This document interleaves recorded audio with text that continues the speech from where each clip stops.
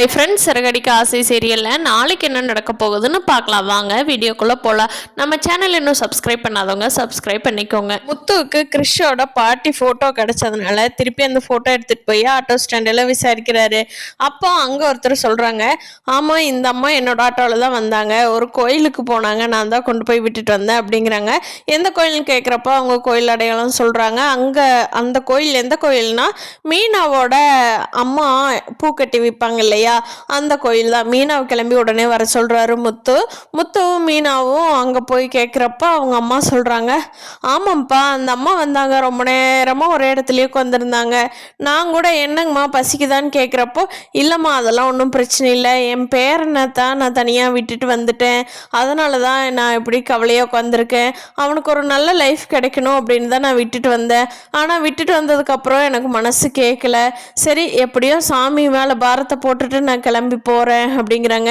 பேரனை எங்கேம்மா விட்டுட்டு வந்தீங்க, ஏதாவது பிரச்சனையா, நாங்கள் ஏதோ உதவி செய்யணுமா அப்படிங்க. இல்லை அதெல்லாம் கரெக்டான இடத்துல தான் விட்டுருக்கேன், நான் வந்து கிளம்பி போகிறேன், ரொம்ப நன்றிங்கம்மா நீங்கள் கேட்டதுக்குன்னு சொல்லிட்டு கிறிஷோட பாட்டி கிளம்பி போயிடுறாங்க. இதையெல்லாம் மீனாவோட அம்மா வந்து மீனா கிட்ட சொல்கிறாங்க, எனக்கு அவங்க தான் கிறிஷோட பாட்டின்னு தெரிஞ்சிருந்தா நான் அப்போவே உங்களுக்கு கூப்பிட்டுருப்பேன், நான் ஏதோ ஒரு அம்மா கோயிலுக்கு வந்திருக்காங்க புலம்பிட்டு போகிறாங்கன்னு நினச்சிட்டு இருந்தேன்மா அப்படிங்கிறாங்க மீனாவோட அம்மா. ஏம்மா எங்கே போகிறாங்க என்னன்னு தெரிஞ்சுதான் அப்படின்னு சொல்லி கேட்குறாங்க.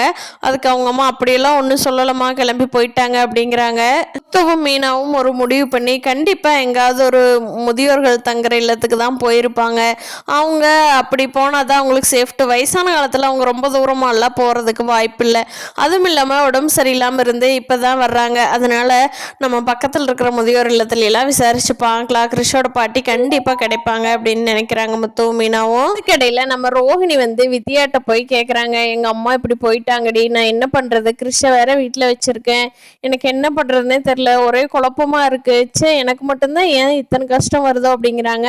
அதுக்கு வித்யா சொல்கிறாங்க, ஒரு கஷ்டம் இல்லை ரோஹிணி, இப்போ ஒன்றும் பிரச்சனை இல்லை, நீ போய் முத்து மீனா கிட்ட வந்து சொல்லு, கிறிஷ் இப்படி என்னோட பையன், எங்கள் அம்மா தான் அவனோட பாட்டின்னு தேடிட்டு இருக்கிறீங்களா, அவங்க தான் எங்கள் அம்மா, அவங்ககிட்ட தான் இத்தனை நாளை விட்டுருந்தேன், இப்போ கிறிஷ் வந்து எங்கிட்ட இருக்கணும் அப்படிங்கிறதுக்காக அவங்க கிளம்பி போயிட்டாங்க அப்படிங்கிற விஷயத்த நீ சொன்னீன்னா கண்டிப்பாக ஹெல்ப் பண்ணுவாங்க அப்படின்னு சொல்லி வித்யா சொல்கிறாங்க. அதுக்கு ரோஹிணி வந்துட்டு, என்னடி உங்ககிட்ட ஒரு ஹெல்ப் கேட்டு வந்தால் என் வாழ்க்கைக்கே ஆப்பு வச்சிருவியாட்டிருக்கு, போய் முத்து மீனா கிட்ட சொல்றது கேட்கறக்க நான் உன்னை பார்க்கறக்காக வந்தேன், போடி அப்படின்ட்டு கோவமா கிளம்பி போயிடுறாங்க ரோஹிணி. பார்க்கலாம் ஃப்ரெண்ட்ஸ், முத்து மீனா கையில் கிறிஷோட பாட்டி கிடைப்பாங்களா, உண்மையெல்லாம் தெரிய வருமா, கிறிஷோட அம்மா ரோஹிணி தான் தெரிய வருமா, அடுத்து என்னென்ன நடக்க போகுதுங்கிறத நீ அடுத்தடுத்த எபிசோடில் பார்க்கலாம் ஃப்ரெண்ட்ஸ். இந்த வீடியோ பிடிச்சிருந்தா லைக் பண்ணிக்கோங்க, நீங்கள் என்ன நினைக்கிறீங்கன்னு கீழே கமெண்ட் பண்ணுங்கள். தேங்க்யூ.